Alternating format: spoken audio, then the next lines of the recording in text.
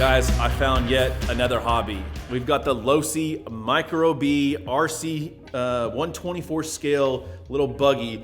And I knew all along that when I saw these, I was like, I've got to build a carpet track in my garage. So that's what we did. And in today's video, I'm gonna walk you through around the track. I'm gonna show you how I built my track. I'm gonna show you some of the features we've got on the track. We've also got these little guys hooked up to a lap monitor, which just adds that much more of an experience to these little Micro Bs.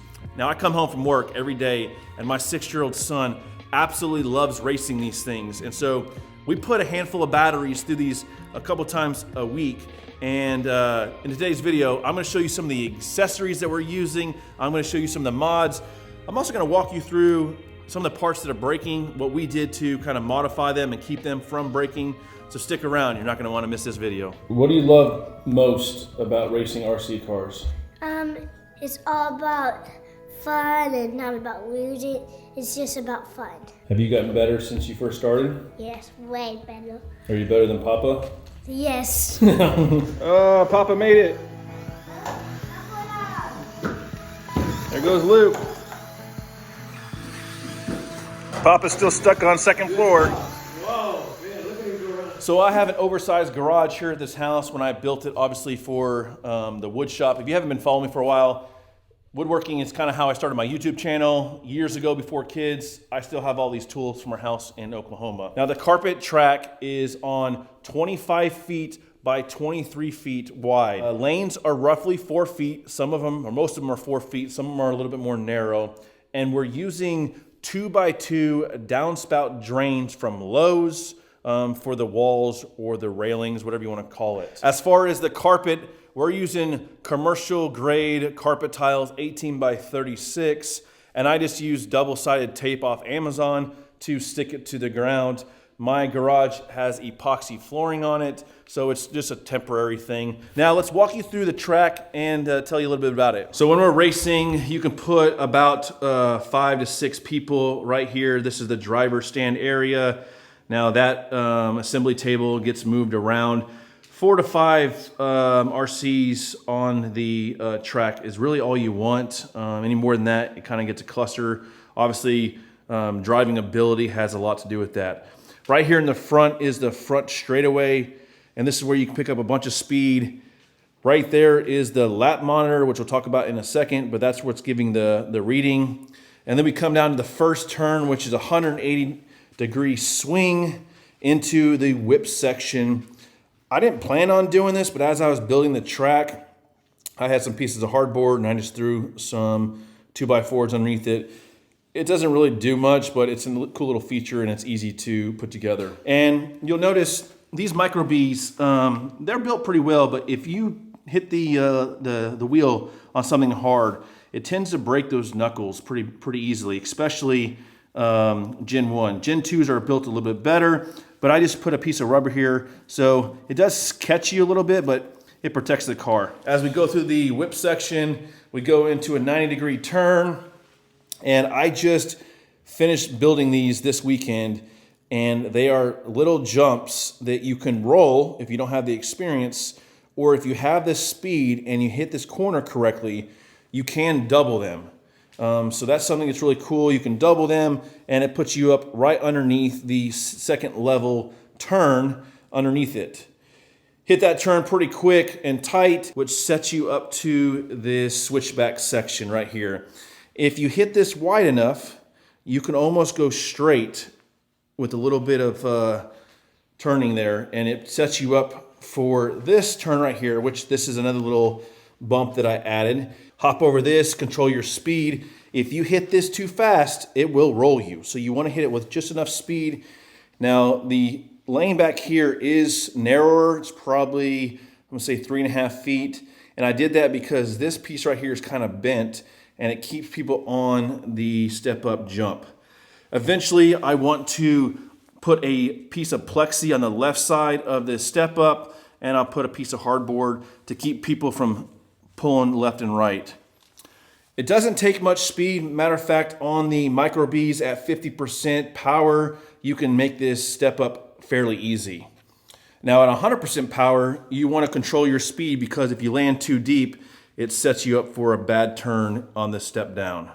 Now, when it comes to the step up, I want to say it's about 2 feet off the ground. I put a piece of plexiglass that is bolted in there with some threaded quarter 20s and some inserts.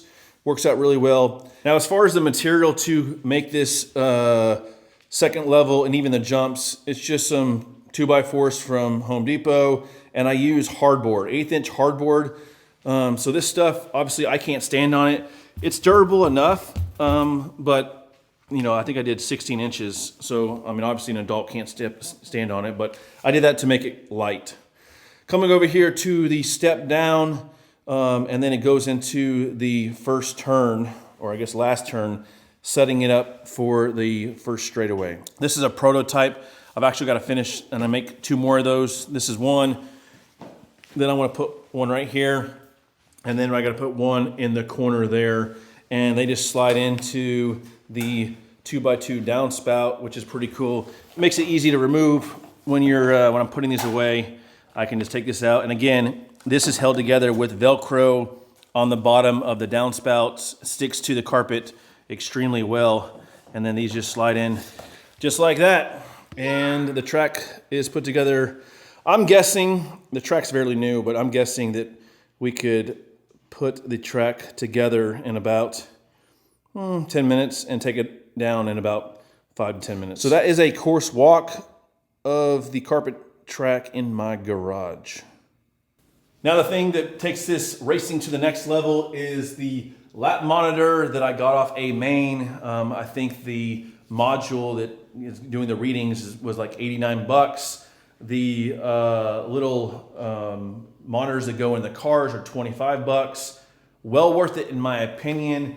Now this is an app that comes on your phone, and all I did was take it to the next level by buying a USB-C to HDMI, and that's how it is transmitting to the TV. I have the TV out here from my old poker days of running the timer for poker. So my kids, for whatever reason, they just love to hear their names on the lap monitor. Their friends come over and we type in their names on it. It's pretty cool. They have a blast. Now, let's talk about some of the mods, some of the components, some of the tools that I have acquired since getting into this little hobby a couple months ago.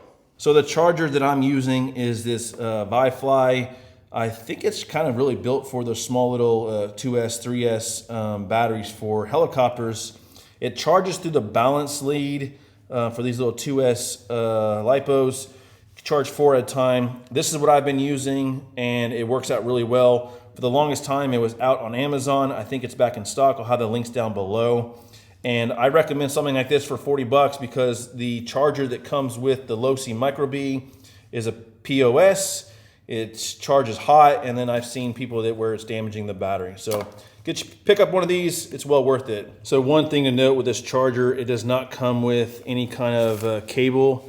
There's 3 different ways you can charge it. You can charge it with a DC power supply, you can charge it with a XT60, or you can charge it with a USB-C. I actually have a USB-C Thunderbolt, but this thing needs a minimum of 65 watts for USB-C, and I've been using my Jackery that has a USB-C with a 100-watt plug, and this thing works out really well. I just leave it on the desk, but you know, Jackery did a sponsorship video for me a while back, and we use this thing all the time for the pool, for taking it camping, and now I'm going to use it for RC stuff. Here's all the lap monitors. I've got 5 of them, different numbers.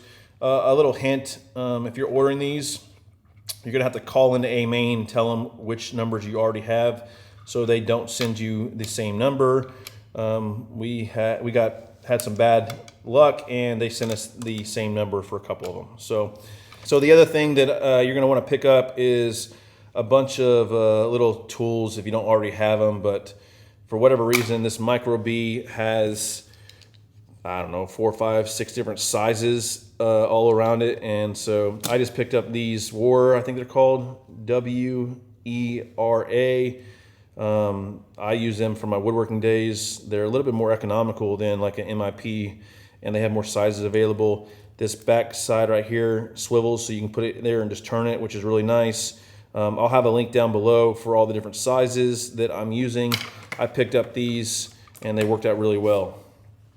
Now, as far as parts, I haven't put them on the car yet, but I did pick up some Endura shocks and some mounts for it that I'm going to add to a car. I'm going to buy one more car, and I want to build a kind of a custom. Still going to keep the brush motor, but I'm going to do all that.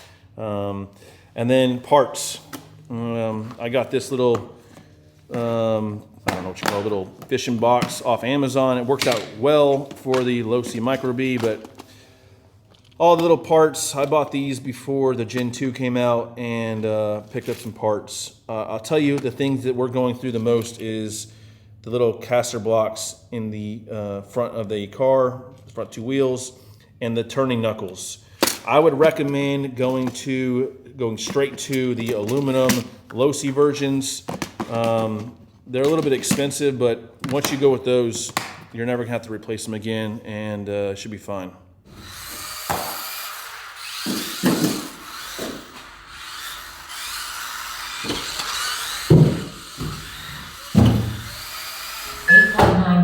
Best lap.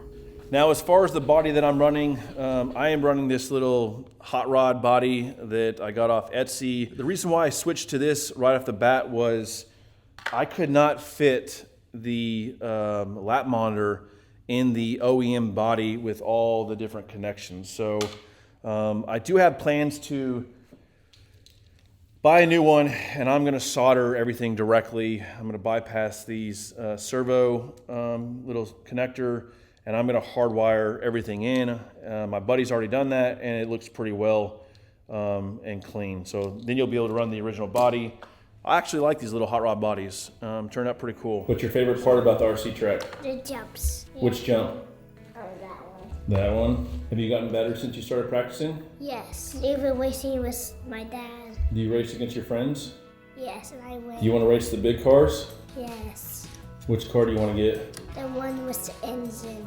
Yeah, the nitro one? Yes. Well, there you have it, guys. My son's having a blast racing these little things in the garage. And a few weeks ago, we had the opportunity to take the camper up to Shaw's RC track in Ardmore, Oklahoma, and we got to rent some 8-scale electric buggies. A guy that I work with also let me borrow his 8-scale Techno buggy, and that thing was a blast. I had a blast, my son had a blast. Now I just got to pull the trigger on some 8-scale buggies. You heard it first. He wants a nitro. He wants to race the nitro because of the engine. So thanks for watching, guys. If you haven't already, subscribed, and we'll see you in the next video.